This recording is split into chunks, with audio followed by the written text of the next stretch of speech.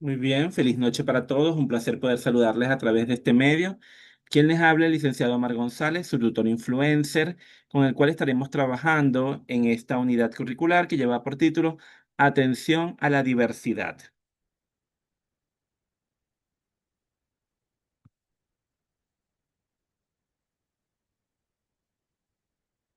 Para hoy tenemos prevista que nuestra agenda contempla los siguientes puntos. Bienvenida, el contenido, ciclo de preguntas que estaremos disertando durante todo este encuentro síncrono, nuevamente el contenido, igualmente nuevo un ciclo de preguntas, la actividad evaluativa que tenemos previstas para esta unidad uno y 2 y el cierre cognitivo. Entonces comenzamos, sin más preámbulos, ya tenemos el tiempo previsto de espera para dar inicio a este primer encuentro síncrono, donde hablaremos de la educación y la diversidad. Para comenzar, es importante destacar que la educación inclusiva en sí no es un fin, más bien es un medio por el cual se llega a ese fin llamado inclusión. Es por ello que en esta primera unidad curricular estará enfocada en la búsqueda de la transformación social, ligada a la percepción de lo que es diferente para cada uno. Desde esta perspectiva y desde este punto es necesario conocer la evolución histórica de la atención a la diversidad, así como su inclusión, entendiendo que todo este proceso comienza a tomar fuerza en el año 1948, con la Declaración Universal de los Derechos Humanos, dentro de la cual se recoge ese derecho a la educación. El derecho a la educación es un derecho humano fundamental.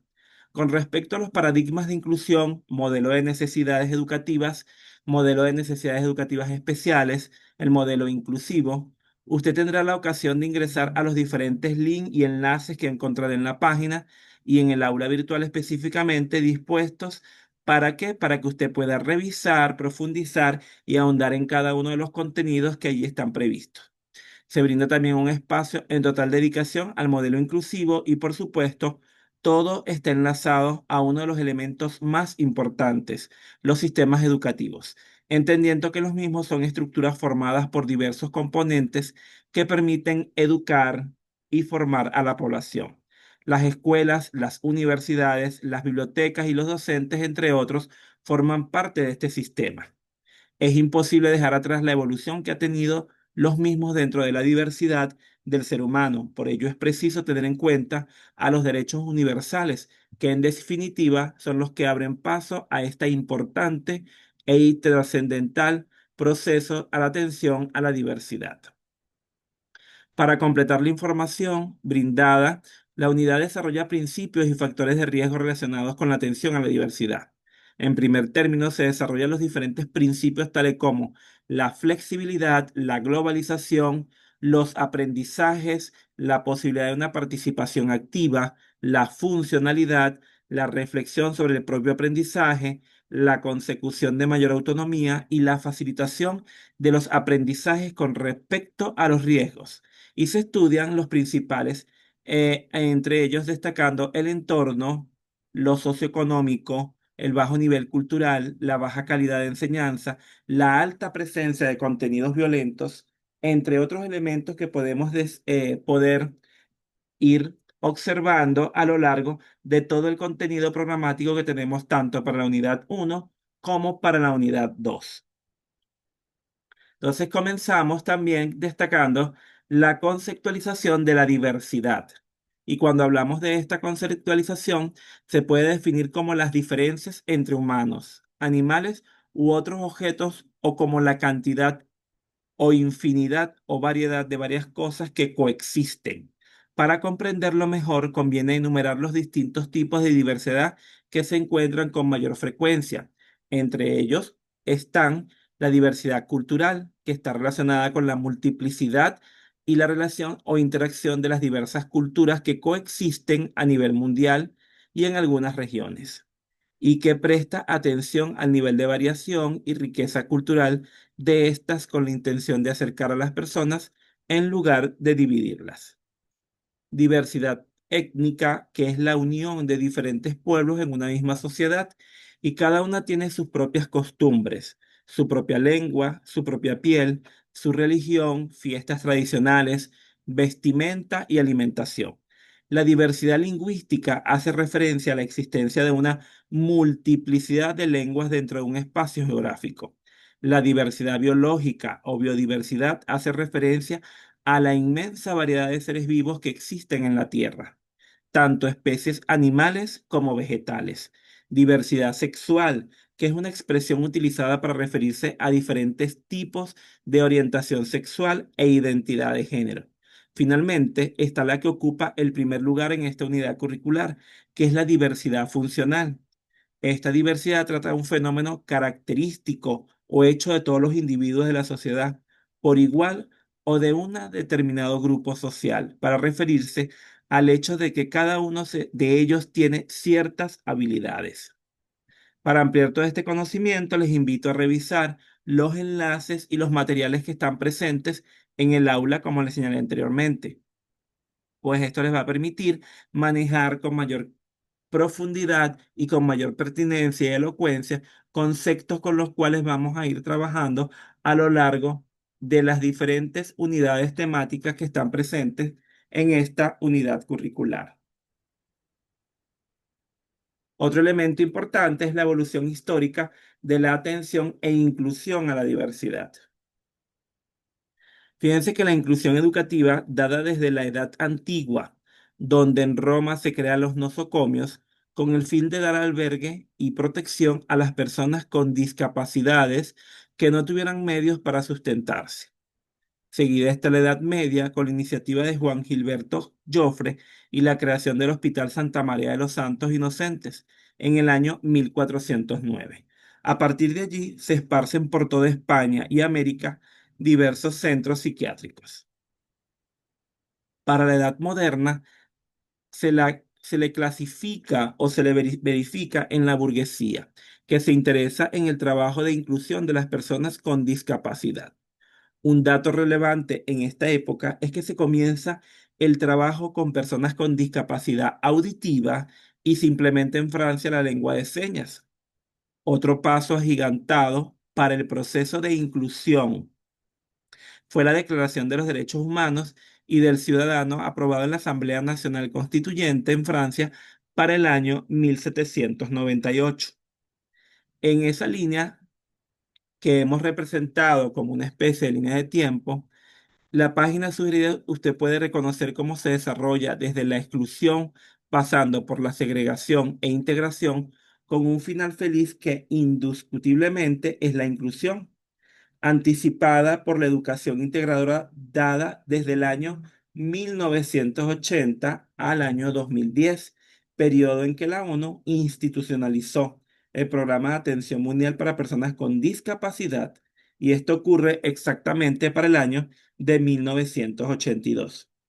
Este interesante recorrido que se sugiere culminar complementando con la visita de los enlaces que están en la página, vamos a encontrar todo lo relacionado a este logro en Venezuela y los artículos que lo sustentan por medio de esta presentación en Prezi que está allí, realizado por Natalia Malboa en el año 2019.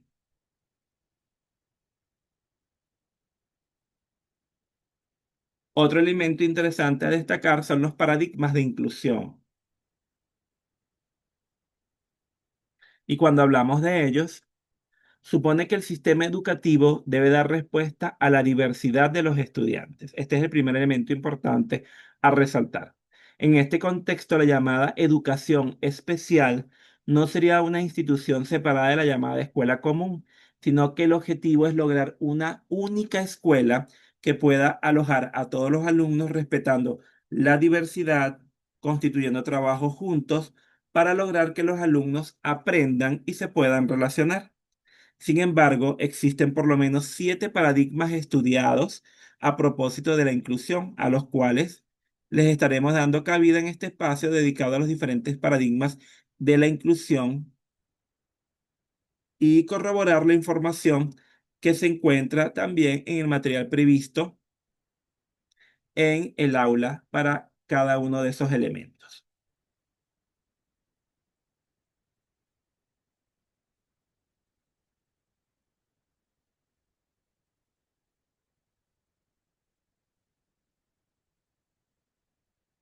Fíjense que entre los paradigmas más resaltantes tenemos los paradigmas sociales que han dado cabida a cada uno de esos elementos que están presentes en el individuo. Fíjense que los primeros paradigmas educativos son los gestionados por la UNESCO en 1998, que establecía la necesidad de que los gobiernos se comprometieran a diseñar sus planes y programas educativos basados ¿en qué? Basados, bueno, en cuatro pilares fundamentales. ¿Cuáles son? Aprender a conocer, aprender a ser, aprender a convivir y aprender a ser. Dicho esto, un paradigma presupone una cierta comprensión de las cosas que promueve una forma particular de pensar sobre los demás. Fíjense, por ejemplo, el conductismo está relacionado con otro paradigma, el propio paradigma que primero aparece como una teoría psicológica antes de ser modificado para su uso en la educación.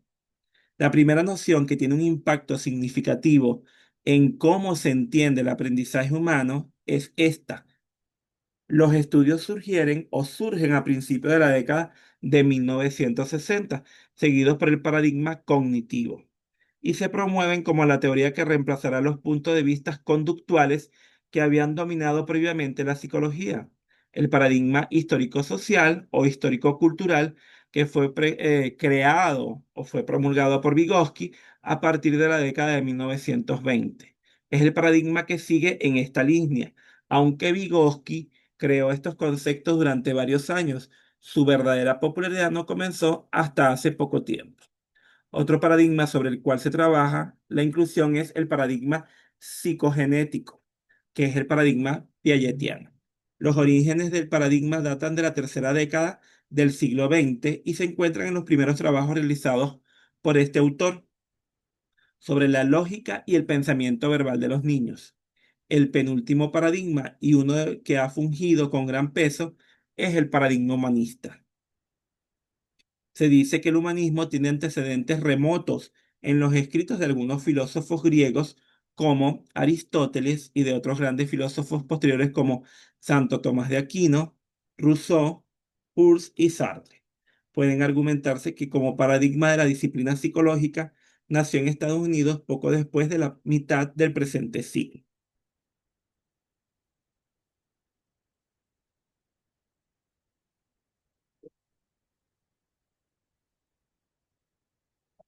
Otro elemento importante a resaltar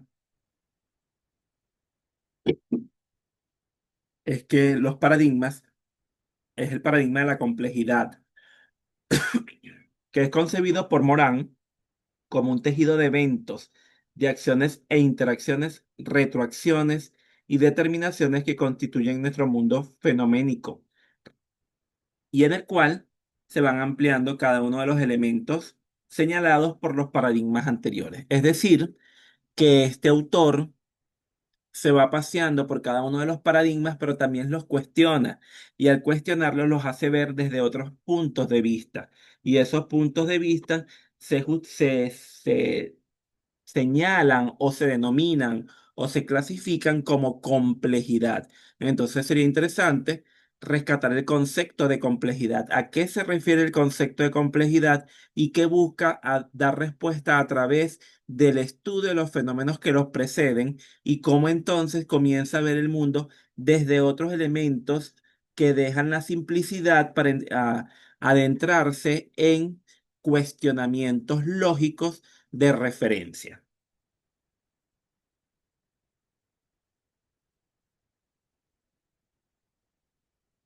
Otro elemento que es importante señalar de los paradigmas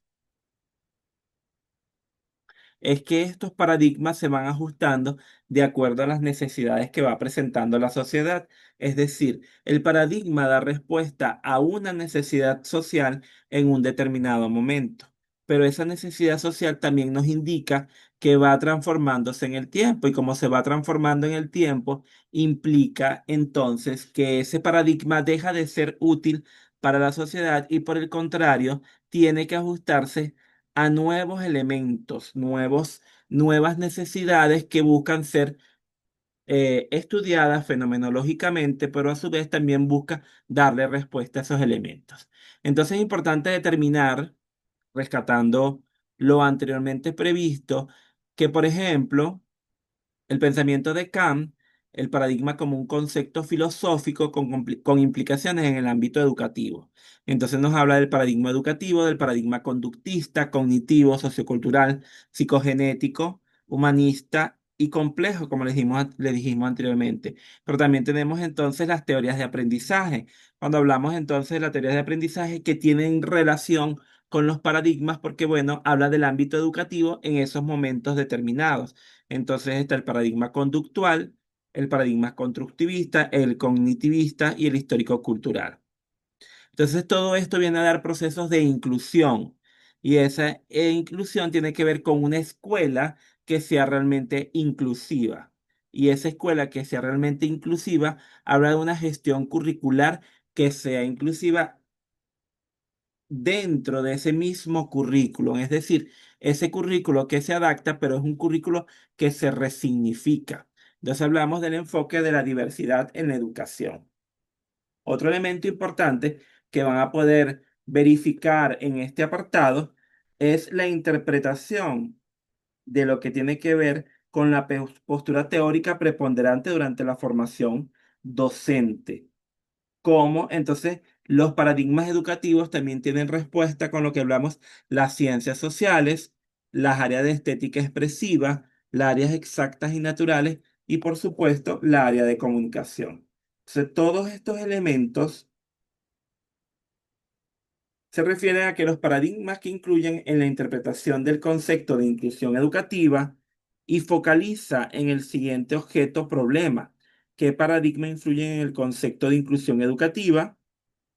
Y cómo entonces es visto, es entendido y es trabajado por los docentes en sus procesos educativos. Porque el elemento fundamental también a tomar en consideración es cómo estos elementos son estudiados y cómo estos elementos son puestos eh, en todo lo que tiene que ver con el proceso educativo y en el ejercicio del proceso educativo.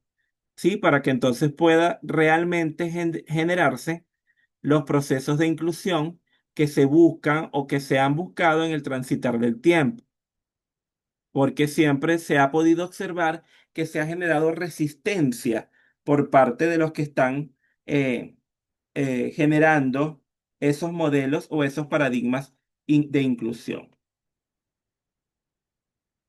Otro elemento importante son los modelos de necesidades educativas especiales.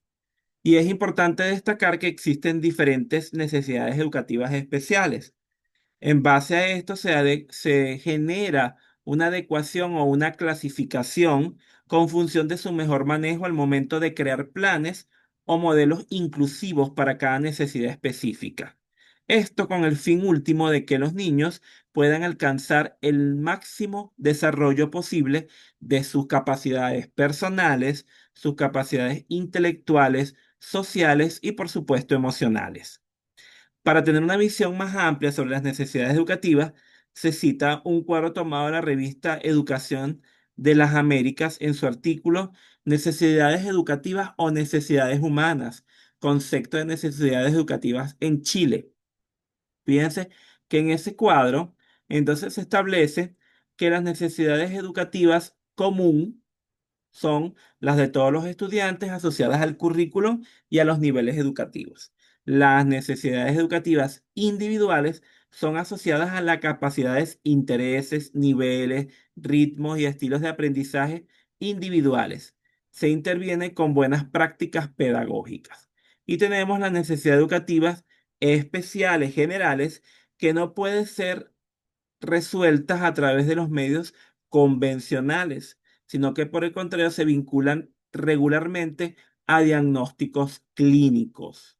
Entonces, esto va a generar que a su vez haya una clasificación y en esa clasificación entonces podemos ver cómo es estudiado el individuo per se, cómo es estudiado el individuo en el entorno, cómo es estudiado el individuo en el colectivo, y entonces cómo hay una correlación entre cada uno de esos elementos. Prosiguiendo en ese tema, es propicio aclarar que se entienden por personas con necesidades educativas especiales aquellas que requieren de determinadas ayudas o atenciones específicas debido a diferencias en sus capacidades personales de tipo físico, de tipo psíquico, cognitivo, sensorial o de conducta, dentro de las cuales tenemos, bueno, por ejemplo, trastornos graves del desarrollo, tenemos también discapacidad visual, discapacidad intelectual, discapacidad auditiva, trastornos de la comunicación, discapacidad física,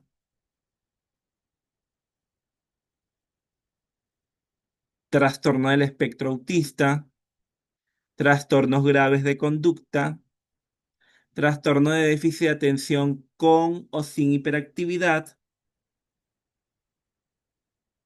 enfermedades raras y crónicas. Toda esta información está ampliada en el aula con los enlaces con los cuales podemos acceder a profundización de cada uno de esos conceptos que están allí. ¿Y qué se busca a través de la clasificación de las necesidades específicas y el apoyo educativo? Bueno, disminuir los efectos negativos en los menores y en su familia que se derivan del diagnóstico y las consideraciones de que él o ella sean derivadas. Fomentar el conocimiento del trastorno o de la limitación. Eliminar etiquetas que puedan limitar las posibilidades tanto de la enseñanza como del aprendizaje del menor con algún trastorno o discapacidad. Intentar diversificar y personalizar las actuaciones atendiendo a las necesidades específicas de cada niño, que pueden ser distintas incluso con el mismo diagnóstico. Entonces, el objetivo global de nuestro sistema educativo es que los niños puedan alcanzar el máximo desarrollo posible de sus capacidades, tanto personales, intelectuales, sociales y emocionales. Para ello, en los últimos años, la legislación ha intentado y sigue intentando ajustar el sistema a la diversidad presente en realidad social. Por lo tanto, el sistema distingue entre niños que se ajustan al desarrollo ordinario del currículum correspondiente a su edad y etapa evolutiva, y a niños que tienen necesidades específicas de apoyo educativo. De eso parte el término de necesidades específicas de apoyo educativo, que engloba a todos aquellos alumnos con necesidades educativas especiales, altas capacidades, dificultades específicas de aprendizaje o que precisan actuaciones de carácter compensatorio. Entendemos por personas con necesidades educativas especiales, aquellas que requieren de determinadas ayudas o atenciones específicas, debido a diferencias en sus capacidades personales de tipo físico, psíquico, cognitivo, sensorial o conductual, como dijimos anteriormente. Y esto a su vez, bueno, tienen los trastornos que señalamos anteriormente, y esto a su vez, por lo general, son necesarios centros educativos con personal altamente calificado que pueda ayudar en el desarrollo de cada uno de estos elementos. Fíjense que también tenemos las altas capacidades intelectuales. Este concepto no se limita a aquellos alumnos que presentan una sobredotación intelectual, sino que se consideran necesidades específicas de apoyo educativo por altas capacidades intelectuales a aquellos menores que manejan y relacionan múltiples recursos cognitivos de tipo lógico, numérico, espacial, de memoria, de creatividad, y además suele destacar por tener una elevada actitud tanto en un ámbito como en varios a la vez. También el concepto de dificultades de aprendizaje específicas requieren determinados apoyos y atenciones educativas especiales, que son consecuencia de ciertos desórdenes o desajustes en los procesos cognitivos básicos que están implicados en los procesos de aprendizaje. Entre ellas podemos destacar, bueno, las dificultades específicas del aprendizaje, dislexia, disgrafia, discalculia, dificultades por retraso del lenguaje, dificultades por capacidad intelectual límite. Ahora bien, tenemos entonces que generar actuaciones de carácter compensatorio, que para que aquellos alumnos que presentan un desfase curricular significativo debido a otras causas que no puedan ser explicadas por la existencia.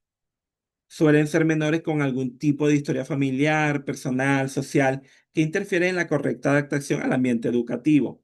Pueden ser menores que por diferentes motivos han tenido que pasar largos periodos de hospitalización o atención domiciliaria. Hijos de temporeros por absentismo escolar, por incorporación tardía al sistema educativo.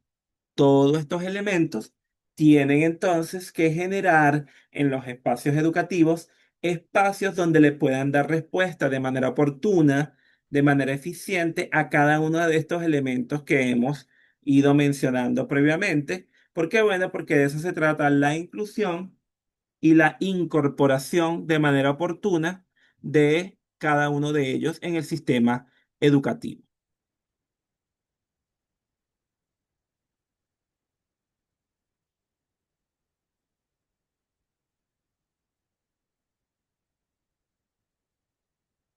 Bien, de igual forma, el modelo inclusivo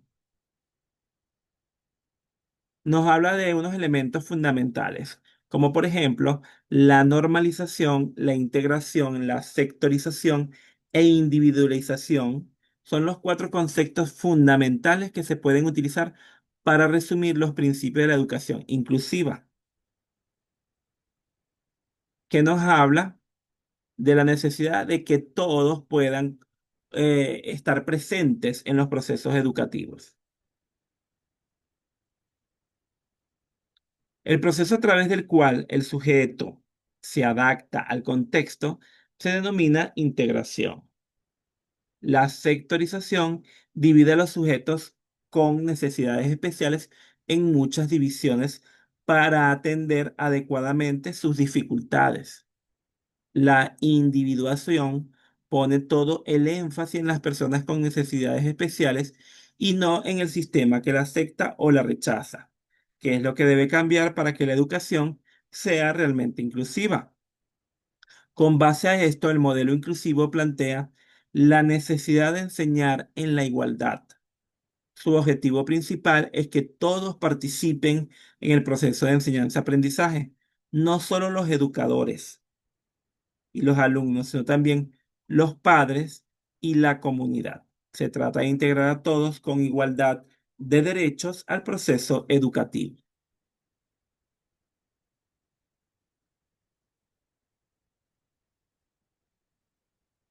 Todo esto a su vez trae como elemento de avance la evolución del sistema educativo de la diversidad. Y cuando hablamos de eso, hablamos de que la escuela, usando un método convencional, podemos confirmar los esfuerzos educativos antiguos que tenían como objetivo la uniformidad entre los muchos grupos de estudiantes. El sistema de educación especial fue cuestionado en la medida que las instituciones se llevaron a todos los estudiantes que el sistema regular rechazaba. El sistema de educación especial fue cambiado en la década de los 60 y se asume como un hecho positivo que significó el reconocimiento de brindar educación especializada a las personas con discapacidad, lo que generó maestros capacitados, programas especiales para mejorar los aprendizajes, materiales específicos y los centros especiales.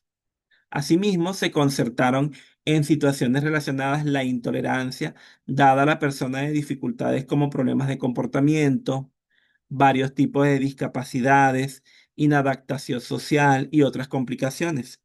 Seguido en los años 70 surgió la escuela integradora, incidiendo en el término de normalización, en el que se fomentaba la utilización de medios educativos que hicieran que el alumnado pudiera adquirir y mantener los conocimientos y comportamientos necesarios para su desarrollo óptimo en la sociedad actual. La educación integradora ha sufrido una evolución del concepto en la que se tiende a sustituir el concepto de integración por inclusión. no por una cuestión única de significado, sino como un cambio necesario para entender la atención a la diversidad llevada a la práctica, para pasar de una educación integradora hacia la de una educación inclusiva. Y esto ha tenido que acontecer diferentes cambios. Todos estos cambios se han ido dando a través del tiempo. Cambios que han sido suscitados porque se ha observado y se ha podido verificar que no se estaba dando la respuesta oportuna ni la respuesta pertinente a todos los fenómenos que se estaban suscitando con los estudiantes con una condición. Entonces, por eso, lo interesante de estudiar cómo se han ido generando esos cambios y cómo al generarse esos cambios, entonces traen avances, pero también traen nudos críticos y también traen resistencia por algunos de los actores del hecho educativo.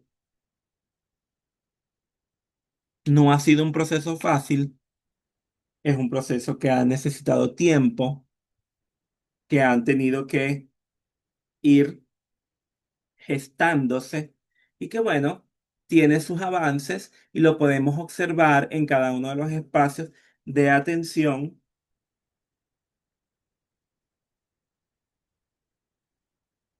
que están dispuestos en los espacios educativos. Es un proceso que ha avanzado en algunos países más que otros, pero que busca entonces dar, como les dije anteriormente, esa respuesta oportuna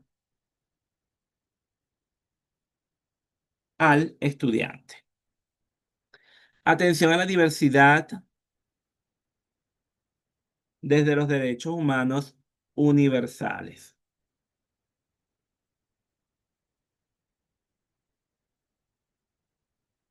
Fíjense, la revista publicando en su artículo La inclusión desde un enfoque de derechos humanos en estudiantes con necesidades educativas especiales asociadas o no a una discapacidad, apunta que sobre los derechos humanos y la educación inclusiva para gente con necesidades especiales, se sabe que la Convención de Derechos y Protocolos de las Personas con Discapacidad y su protocolo facultativo fue aprobado el 13 de diciembre del año 2006 en sede de las Naciones Unidas en Nueva York.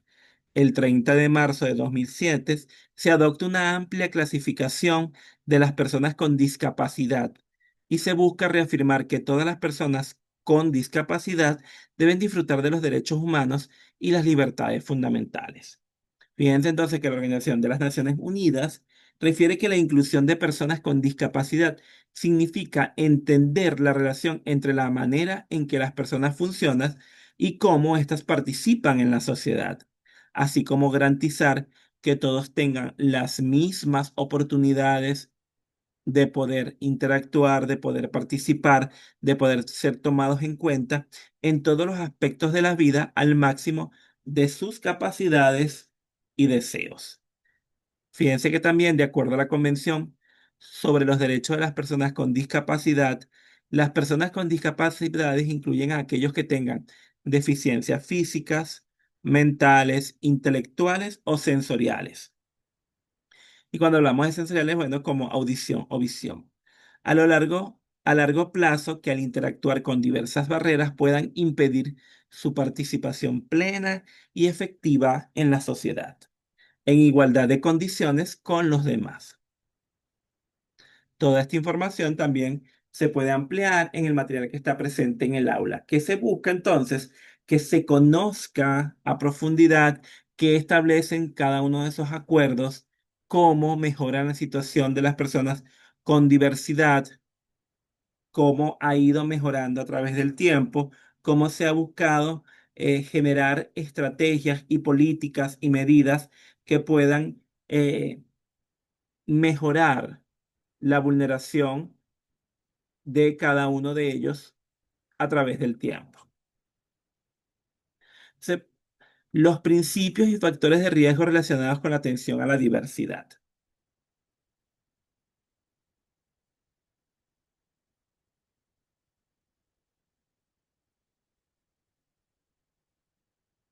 Fíjense que los principios relacionados con atención a diversidad están descritos desde la normalización, entendiendo esto como un cambio de actitud social, es decir, una aceptación de la diferencia, reconociendo los mismos derechos a toda la población. La sectorización de la atención educativa, que consiste en aplicar el principio de normalización en el entorno geográfico del estudiante. La individualización, donde cada alumno debe recibir la atención educativa que requiere en cada momento de su desarrollo. Y por último, la integración escolar, que aboga por la unificación de la educación especial y la ordinaria, con el objetivo de atender a las necesidades especiales que puedan presentarse en la población escolar en un mismo contexto educativo.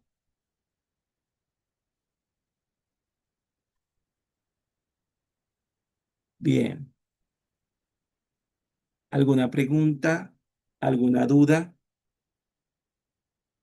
Vamos a hacer un tiempito de 3 minutos por si tienen alguna pregunta, alguna duda. Este es el momento para que puedan hacerlo y podamos indagar un poco más al respecto.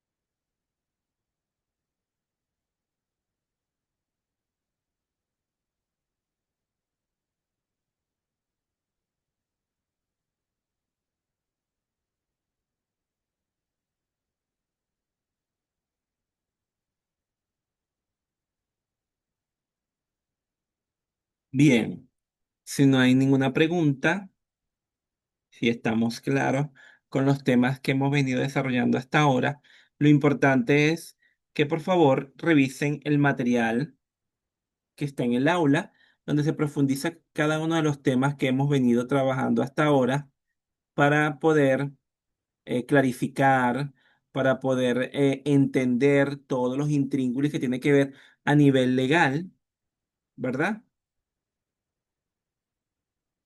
Cómo,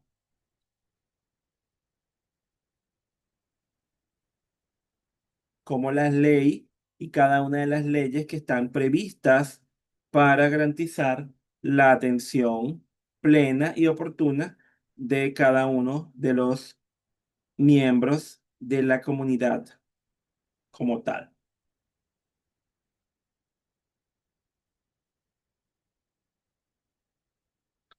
Bien, para esta unidad 2, fíjense que se denomina atención a la diversidad o atención de la diversidad en la actualidad.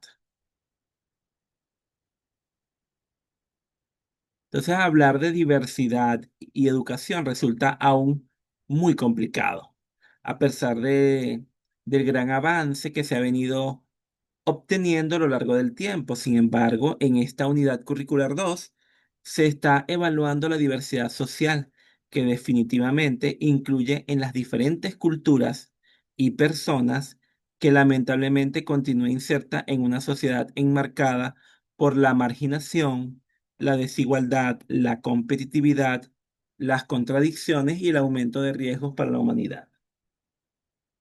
Lo antes dicho aplica para la diversidad de sexos, un polémico tema que ha ganado protagonismo en los últimos tiempos, tomando en cuenta precisamente la diversidad de pensamientos e ideologías que se manejan en el colectivo. En el área sexual se está desarrollando las diversas vertientes, tomando en cuenta el género como parte de una variante importante al momento de desarrollar el tema.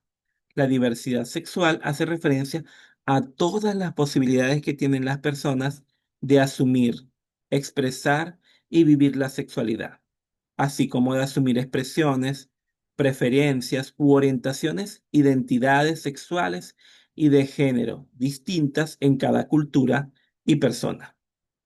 Seguido a estas diversidades están las de índole educativas, que van desde la discapacidad, bien sea cognitiva, psicomotora, visual, auditiva, hasta totalmente lo contrario, que es la superdotación intelectual, que se refiere a una superioridad intelectual en aquellos niños con un coeficiente intelectual superior a 130 puntos, que se obtienen a través de pruebas psicológicas estandarizadas para cada grupo poblacional. Dicho esto, se cierra la unidad curricular 2 con un interesante análisis sobre lo que es la educación inclusiva, conociendo y reconociendo las principales características de las escuelas inclusivas. Estas que aseguran que todos los niños y niñas de una comunidad aprendan juntos en un mismo entorno, independientemente de sus características personales, socioeconómicas o culturales. Esta es la base para educar personas tolerantes, respetuosas y empáticas, donde unas aprenden de las otras.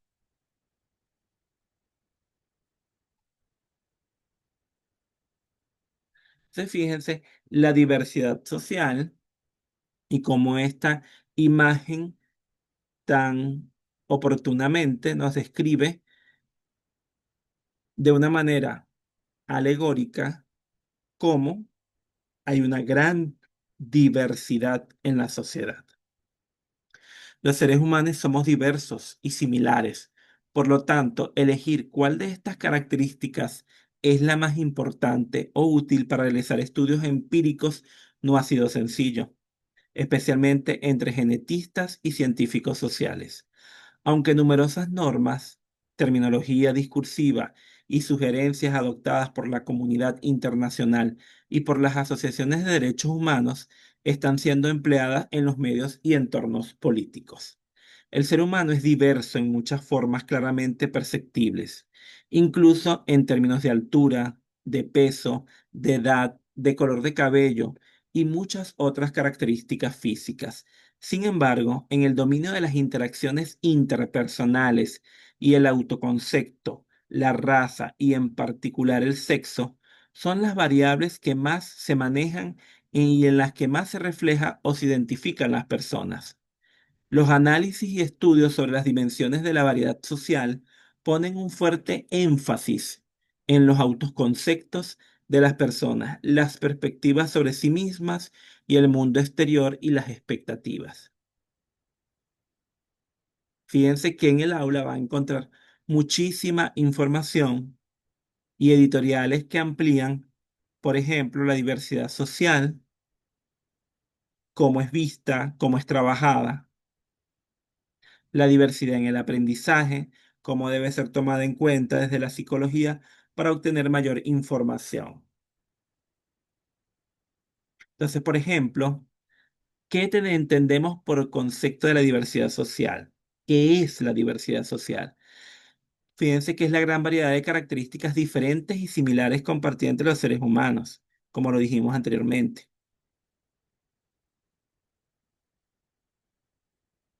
Los humanos son tan similares como diversos, y en eso tenemos que tomar en consideración. Y elementos que traen como consecuencia enfoques donde hablamos de igualdad de oportunidades, conciencia social y responsabilidad social, que protege y defiende mejor la diversidad, pero también refuerza los derechos y deberes de cada uno por igual. Porque de esta manera se busca trabajar para disminuir la desconfianza que las minorías sociales tienen con los sistemas e instituciones como las leyes, la educación y la justicia. Otro elemento importante son las dimensiones de la diversidad social. Entonces, tenemos, por ejemplo, la dimensión intrapersonal, donde hablamos de los autoconceptos, que son la base para la comunicación intrapersonal, porque determinan cómo una persona se ve a sí misma y cómo se orienta hacia los demás. Las creencias, que son las orientaciones personales, los valores que son ideales profundamente asentados en las personas. Son generalmente consistentes y basados en las creencias, en ideas y acciones correctas o incorrectas. Las actitudes, que son predisposiciones aprendidas a favor o en contra de un tema determinado. Entonces, todo esto tiene que ver con el comportamiento. Esto funciona como un modo de comunicación de todas las ideas dentro de la persona. Puede manifestarse como una opinión o como una acción física. Algunos especialistas incluyen la imagen física ya que también comunica cómo la persona se percibe a sí misma, positiva o negativamente.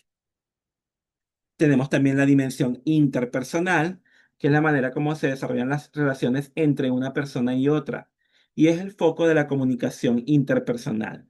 Y todo comienza desde el núcleo familiar. Las relaciones largas y cercanas entre miembros familiares se basan en que comparten valores, creencias y rituales similares. Otro elemento importante es la dimensión cultural e intercultural. Las normas sociales son las guías o limitantes de las relaciones entre personas y grupos en una sociedad.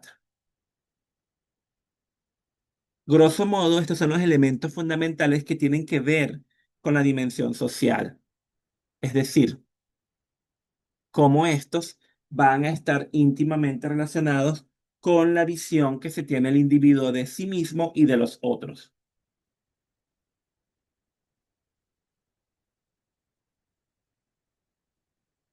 Por otra parte, tenemos la diversidad de sexos. Y cuando hablamos de la diversidad de sexos, se habla de la posibilidad que tiene una persona de vivir su orientación sexual e identidad de género de una manera libre y responsable. La diversidad sexual se refiere a todas las formas de expresión que muestran las diferentes orientaciones sexuales y las identidades de género. En este apartado es necesario mencionar algunas orientaciones sexuales. Heterosexual es una persona cuya atracción romántica, afectiva y física es hacia las personas del sexo género opuesto. El gay es un hombre cuya atracción romántica, afectiva y física es hacia otros hombres. La lesbiana es una mujer cuya atracción romántica, física y afectiva es hacia otras mujeres. Y bisexual es una persona cuya atracción romántica, afectiva y física es hacia otras personas independientemente de su sexo o género. Es decir, que las relaciones de pareja pueden ser hacia hombres o hacia mujeres.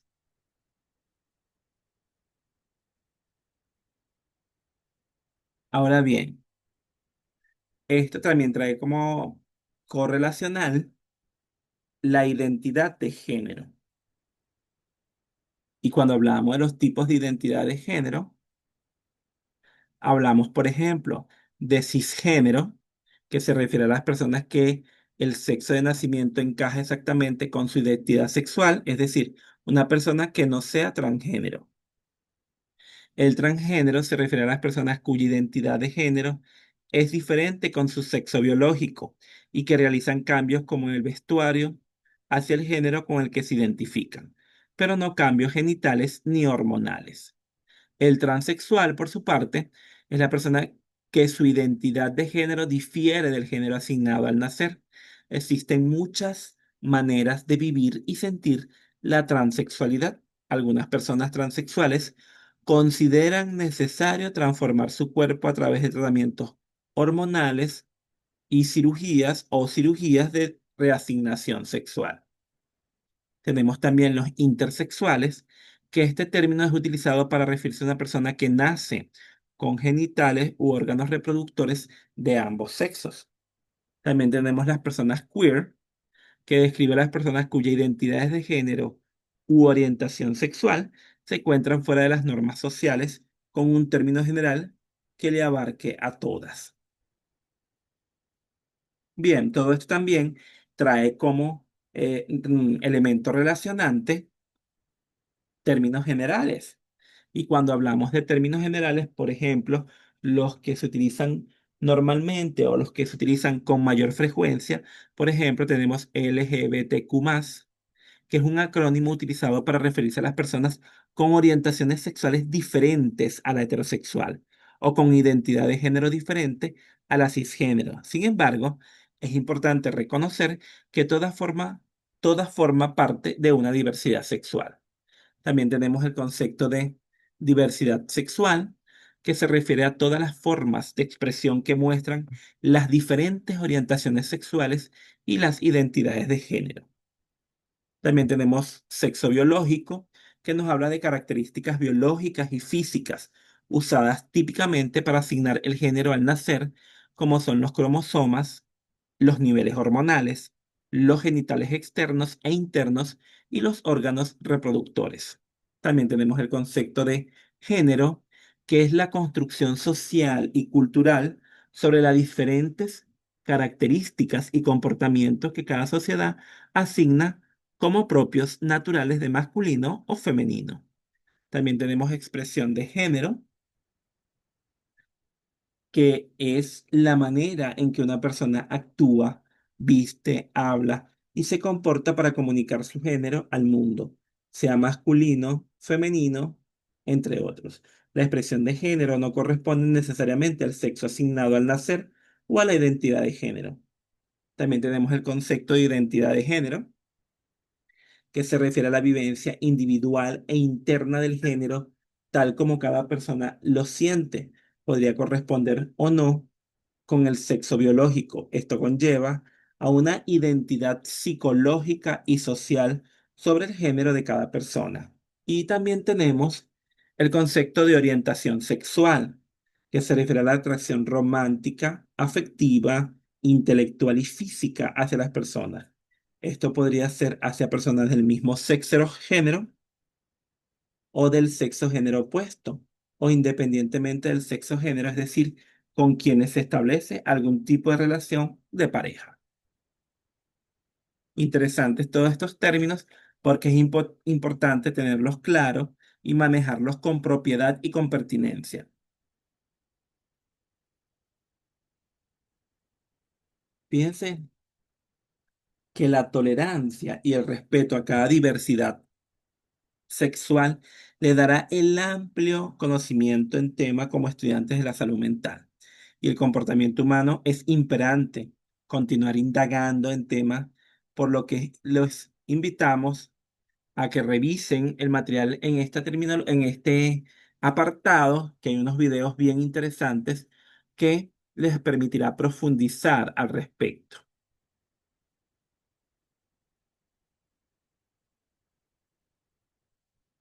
Bien, también tenemos la diversidad ligada a factores intra e interpersonales. Fíjense que, por ejemplo, la dimensión intrapersonal nos viene dado a los autoconceptos que afectan la forma en que una persona se ve a sí misma y cómo se posiciona frente a los demás. Sirven como base para la comunicación intrapersonal. Incluyen creencias, valores y actitudes, y a veces se le conoce como autoconocimiento o autoconciencia. Las creencias son las orientaciones personales, fundamentales hacia lo que es real o irreal, correcto o incorrecto. Pueden ser prescriptivos o descriptivos. Los valores son actitudes y aspiraciones arraigadas en las personas. Por lo general se basan en creencias, pensamientos y comportamientos correctos o incorrectos. Las predisposiciones a favor o en contra de un tema en particular son actitudes aprendidas. Tienden a ser globales, continuamente basadas en valores y frecuentemente emotivos. Las creencias, valores y acciones de las personas influyen en su comportamiento, que sirve como canal para todos los pensamientos internos. Pueden manifestarse como una opinión, dicha o escrita, o mediante una acción física. Algunos psicólogos incluyen la apariencia física, ya que también puede transmitir cómo una persona se percibe a sí misma, ya sea positiva o negativamente, como lo señalamos anteriormente, según las normas culturales y las normas sociales. Otro elemento que afecta el autoconcepto incluyen las características personales, los talentos, los roles sociales e incluso el orden del nacimiento. La cosmovisión también se basa en las creencias, en valores y comportamientos de uno. La percepción interna y externa están tan entrelazadas que se alimentan una de la otra, lo que da como resultado una comprensión coherente y armoniosa de uno y del otro. Ahora bien, cuando hablamos de la diversidad interpersonal se enfoca en cómo creen y crecen las relaciones de una persona a otra. Y todo comienza con la unidad familiar. Los valores, creencias y rituales compartidos forman la base de los lazos íntimos y duraderos entre los miembros de una familia.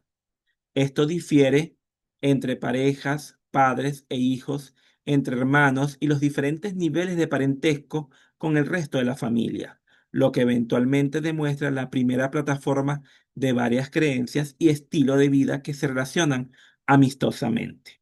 En las instituciones y organizaciones educativas, donde se establecen estrechos contactos personales o profesionales, los círculos de comunicación se amplían entre amigos, colegas, entre empleado y empleador, entre muchos otros.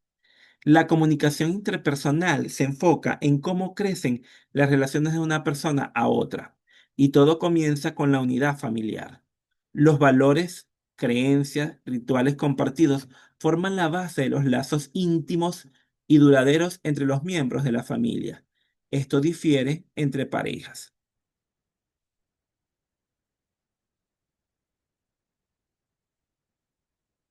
De igual forma, hay una autora, Aurora Leal García, en la Universidad Autónoma de Barcelona, y que escribió un artículo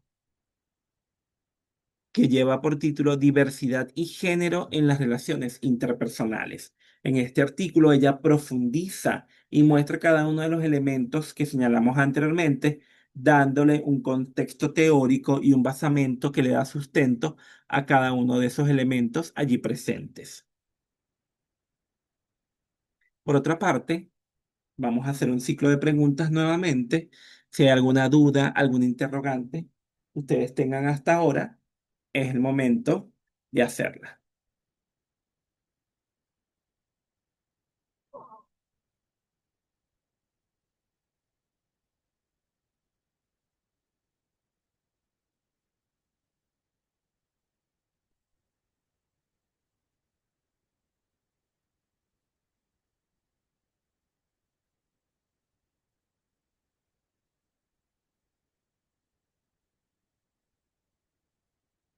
Bien, si no hay ninguna pregunta, vamos a seguir avanzando en estos interesantes temas que se desarrollan en la unidad número 2.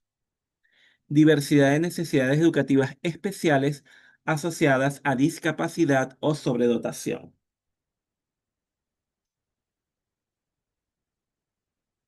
Es necesario mencionar de dónde comienza este tema, de los niños y niñas especiales, y es que la Ley de Educación Española en 1990, también conocida como la Ley Orgánica de Ordenación General del Sistema Educativo, introdujo la idea de las necesidades educativas especiales. Aunque la frase ha existido desde la década de los 70, ganó popularidad en la década de los 80 debido al informe de Warner, que fue creado en 1978 por el secretario de Educación del Reino Unido. La singularidad de esta idea se basa en el hecho de que prioriza las necesidades de apoyo y asistencia del estudiante sobre la naturaleza supuestamente distinta del sistema de educación especial. Cuando se habla de discapacidades en el área educativa, necesariamente se menciona la discapacidad intelectual como necesidad diversa, entre otras necesidades, y que esto implica una serie de limitaciones en las habilidades que la persona aprende para funcionar en su vida diaria y que le permiten responder ante distintas situaciones y lugares a la persona con discapacidad intelectual que le cuesta más que a los demás aprender, comprender y comunicarse. Antes de continuar con este tema, hay que aclarar que la discapacidad intelectual no es una enfermedad. No se le puede contraer de otras personas. La discapacidad intelectual no es un tipo de enfermedad mental como la depresión. No hay cura para la discapacidad intelectual. Sin embargo, la mayoría de los niños con una discapacidad intelectual pueden aprender a hacer muchísimas cosas, solo les toma más tiempo y esfuerzo que a los otros niños. Les invito a leer la historia de Mateo, una interesantísima historia que habla de un niño con discapacidad y que ustedes pueden profundizar en el enlace que encuentran en el aula. Otro elemento importante a destacar es la superdotación intelectual. Se considera un tipo de discapacidad intelectual y parece paradójico, pues la característica principal de la superdotación intelectual es que los individuos que tienen una habilidad intelectual significativamente elevada, el individuo superdotado tiene niveles superiores a lo de las actitudes medias establecidas en las diferentes escalas de evaluación del coeficiente intelectual, así como parámetros elevados detectados mediante otras prácticas profesionales de medición o referencia. La superdotación intelectual es generalmente entendida como una actitud innata que no puede ser adquirida con esfuerzo personal. En este punto se entienden que los casos de altas capacidades intelectuales, conocidos como superdotados, también se consideran como personas con necesidades específicas, ya que en este caso los contenidos curriculares suelen resultar fácil o incluso aburridos para este tipo de estudiantes, ya que tienen mayor capacidad. Por ello, se proponen como soluciones, en primer punto, la aceleración. El alumno es avanzado a un curso. Para compensar su mayor capacidad, a veces es necesario más de una aceleración y la adaptación curricular. El alumno trabaja en programas para complementar sus estudios normales. Asimismo, son consideradas como las modificaciones que se efectúan sobre el currículum ordinario necesario para dar respuesta a la necesidad de aprendizaje de cada chico. Es decir, que existen necesidades especiales y no precisamente tienen que ver con una discapacidad para entender mejor el tema. Igualmente los invito a revisar el material que está dispuesto en el aula.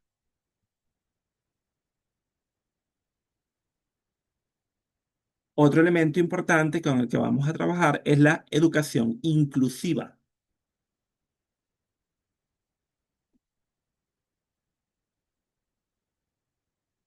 Y cuando hablamos de la educación inclusiva,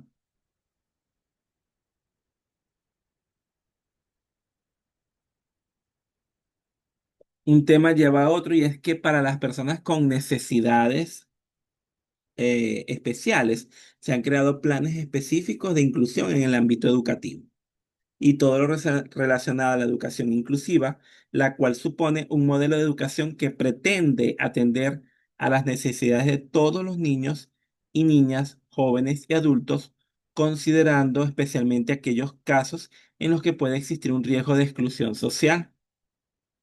No se trata solo de prestar atención a personas con discapacidad, sino a todo el alumnado, sin distinguir por la raza, la condición social, la cultura o la religión.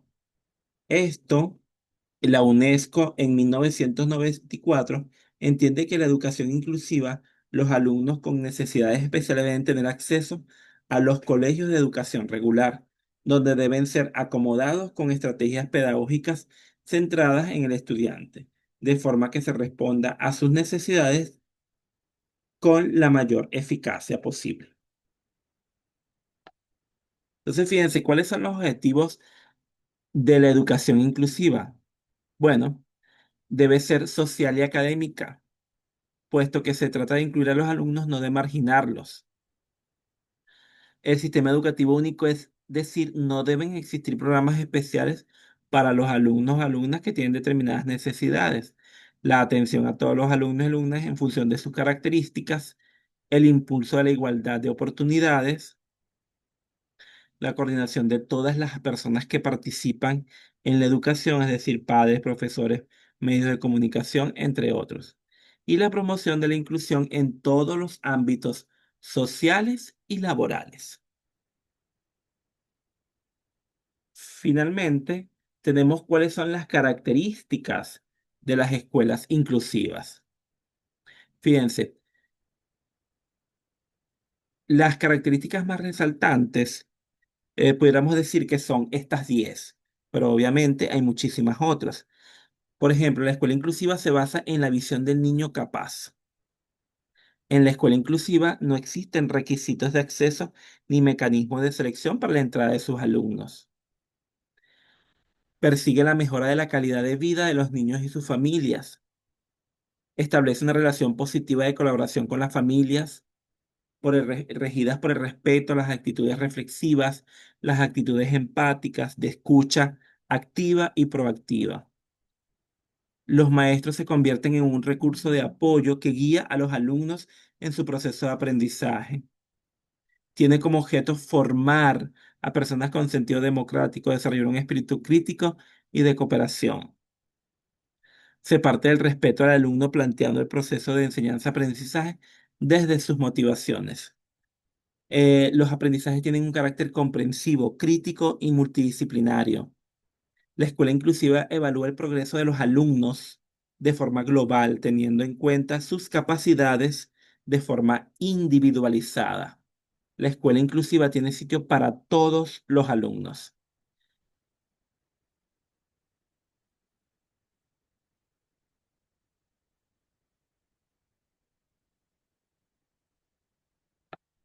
Bien, de manera general, este es el contenido previsto para estas dos unidades. Si hay alguna pregunta, alguna duda, nuevamente abrimos el ciclo. Vamos a dar un minuto por si alguno tiene alguna pregunta que se haya generado o que se haya dado en relación a estos últimos elementos que hemos trabajado.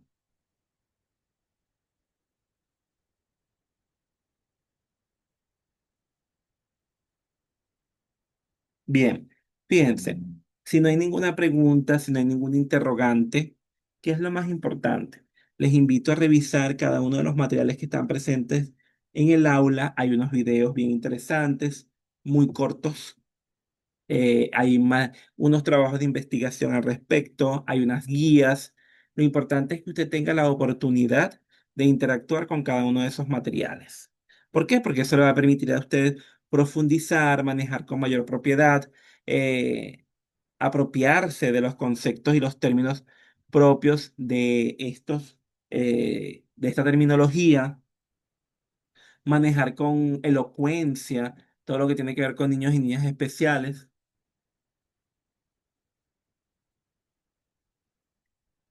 Y por supuesto le va a permitir prepararse para su actividad evaluativa, que en este caso es un cuestionario.